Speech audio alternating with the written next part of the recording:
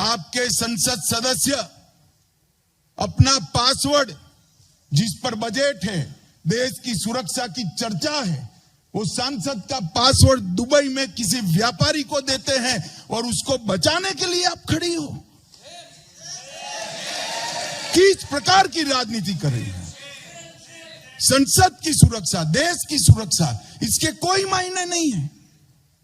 आप इसके लिए एक लफ्ज भी नहीं बोलते हो।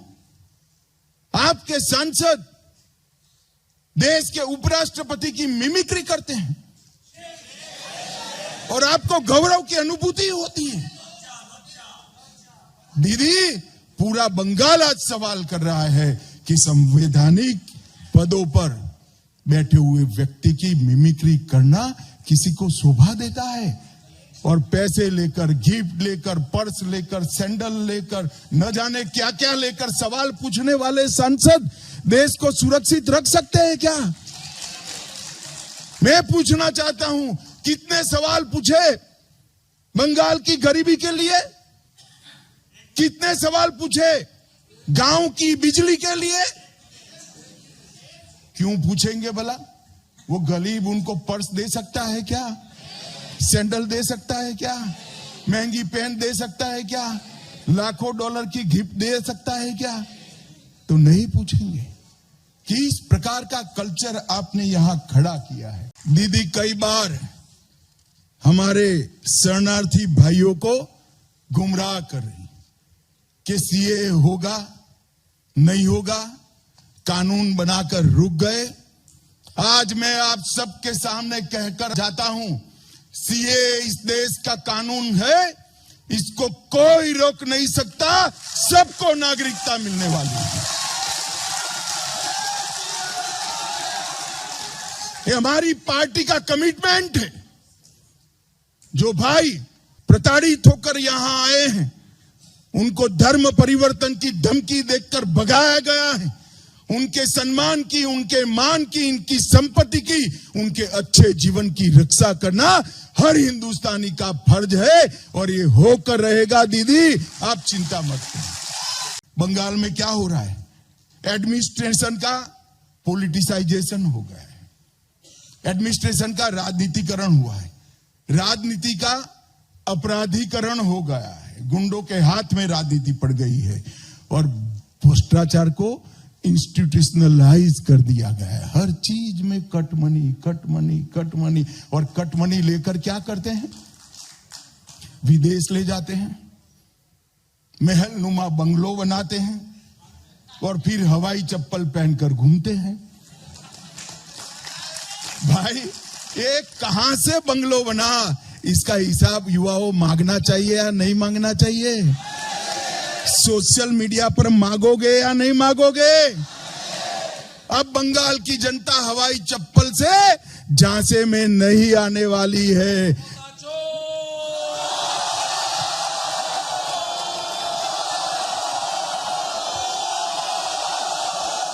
अब जनता हवाई चप्पल के झांसे में नहीं आएगी। एक करोड़ों के बंगले का हिसाब मांगेगी, कट मनी का हिसाब मांगेगी, सिंडिकेट का हिसाब मांगेगी, घुसपैठ माफियाओं का हिसाब मांगेगी, कोल माफियाओं का हिसाब मांगेगी और ममता दीदी ये हिसाब देना पड़ेगा। भाई और बहनों, ममता दीदी की पार्टी से ज्यादा झूठ कोई और बोल ही नहीं सकता देश में। ये लगातार झूठ बोलने की आदी है। इनका एक सूत्र है, झूठ को जोर से बोलो, सार्वजनिक रूप से बोलो और बार बार बोलो। वो कहती है, दीदी कहती है कि मोदी जी ने बंगाल को कुछ दिया नहीं। दीदी जी, मैं तो हिसाब लेकर आया था, मैंने 29 तारीख को कहा था, आपने जवाब नहीं दिया, खा गई आप। मैं आज फिर से मेरे साइबर योद्धाओं के सामने कहकर जाता हूं, 2004 से 14 आपके समर्थन की सरकार थी, यूपीए की सरकार थी।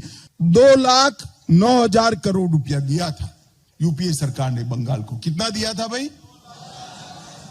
आप भी थी सरकार में, आपका समर्थन भी था।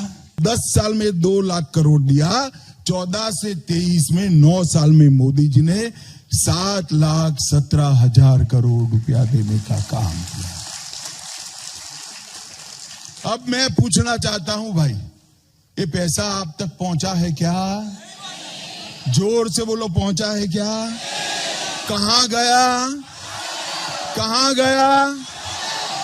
कट मनी किसको गया? किसको गया?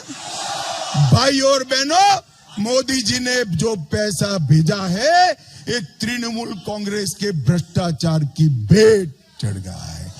दीदी, मैं आज कह कर जाता हूं, बंगाल की जनता इस चुनाव में ये 7,17,000 करोड़ जो मोदी जी ने भेजा है, उसकी पाई पाई का हिसाब आपसे मांगेगी, पाई पाई का हिसाब।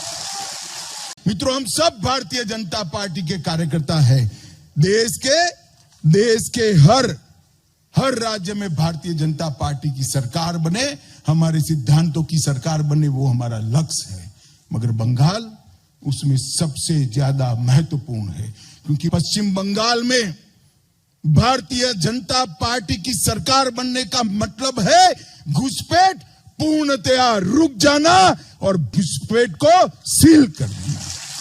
पश्चिम बंगाल में भारतीय जनता पार्टी की सरकार बनने का मतलब है गाय की तस्करी रोक देना। पश्चिम बंगाल में भारतीय जनता पार्टी की सरकार बनने का मतलब है शरणार्थी जो आए हैं उनको सीए के माध्यम से नागरिकता दे देना।